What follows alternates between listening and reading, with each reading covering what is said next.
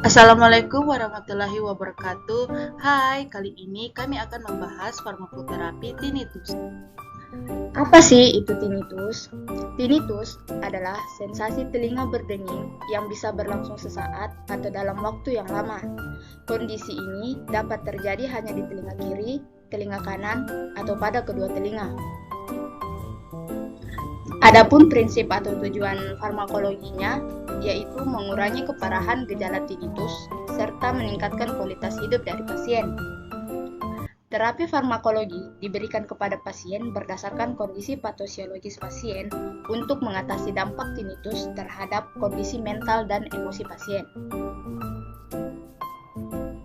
Tinnitus telah dikaitkan dengan berbagai faktor risiko, termasuk paparan kebisingan yang berkepanjangan. Teori patofisiologi terbaru menunjukkan bahwa sistem saraf pusat adalah sumber atau generator tinnitus. Pemindaian tomografi emisi positron atau PET dan pencitraan resonansi magnetik fungsional atau fMRI menunjukkan bahwa hilangnya input koklea ke neuron dalam sistem pendengaran pusat. Aktivitas ini terkait dengan persepsi tinnitus. Selain itu, ada juga hilangnya penekanan loop umpan balik saraf yang membantu mengatur dan memperkuat memori pendengaran di korteks pendengaran pusat.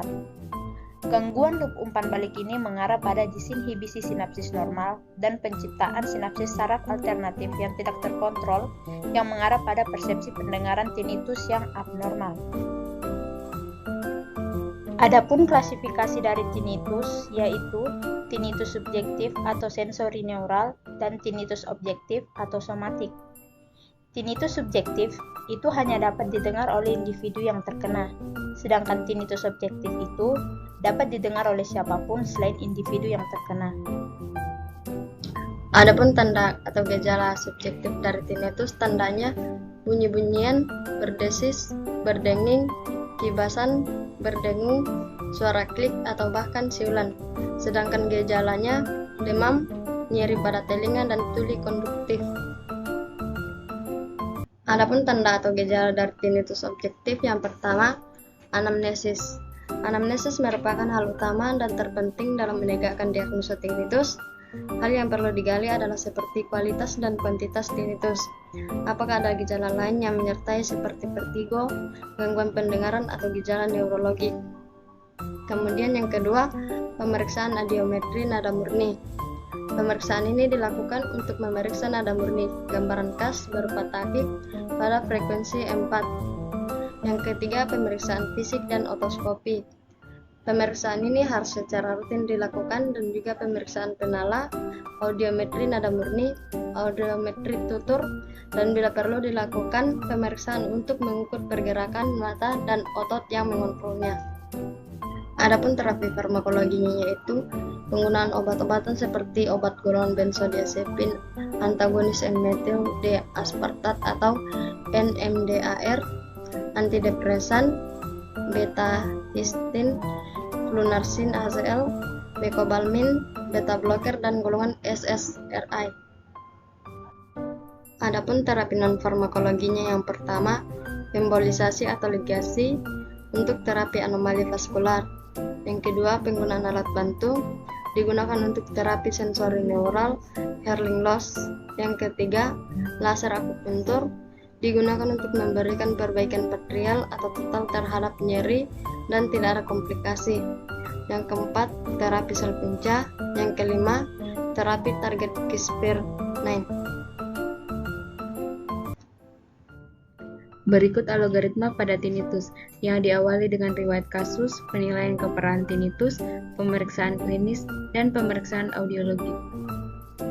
Setelah didapatkan data pada tahap di atas, dilanjutkan dengan penentuan berdasarkan keparahan yang diderita pada pasien, apakah berdasarkan tinnitus yang melemahkan, tinnitus akut dengan gangguan pendengaran, mendadak akut, tinnitus pasca trauma, atau tinnitus pulsatil akut. Jika tidak diperlukan tindakan lebih lanjut. Setelah itu dilanjutkan dengan tinnitus denyut nadi. Pada tinnitus berdenyut terdapat neurovaskular jantung atau internal, spesifik pengobatan dosis vaskular.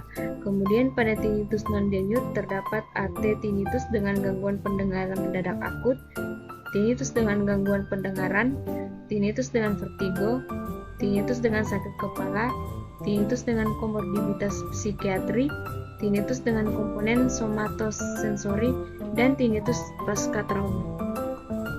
Setelah pasien melakukan semua terapi dan masih mengalami tinnitus, maka dianjurkan untuk terapi perilaku kognitif, stimulasi akustik atau terapi suara, neuromodulasi atau neurostimulasi.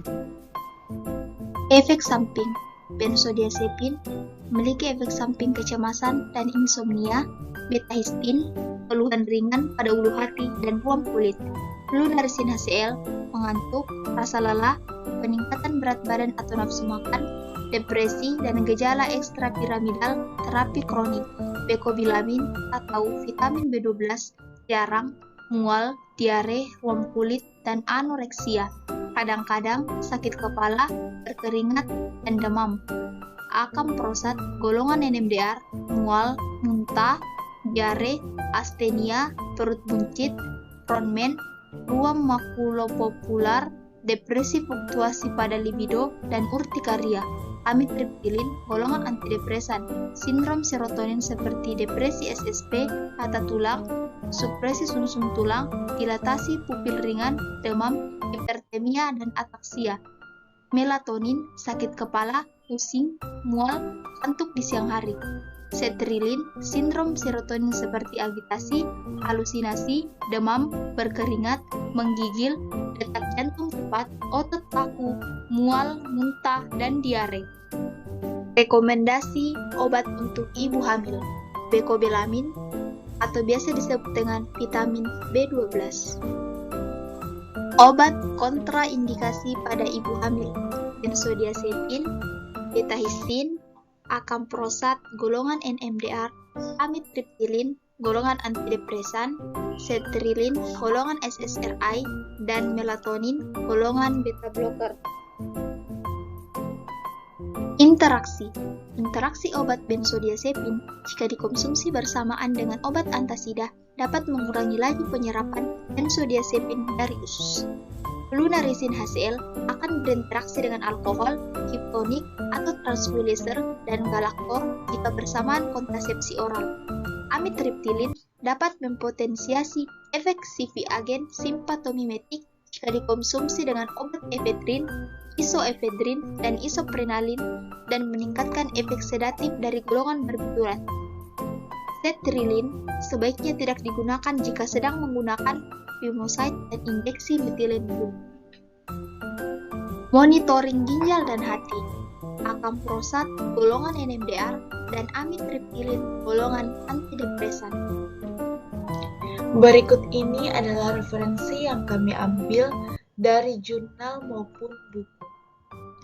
Itulah materi yang kami paparkan mengenai farmakoterapi tinnitus. Bila ada salah kata, mohon dimaafkan. Assalamualaikum warahmatullahi wabarakatuh, dan terima kasih.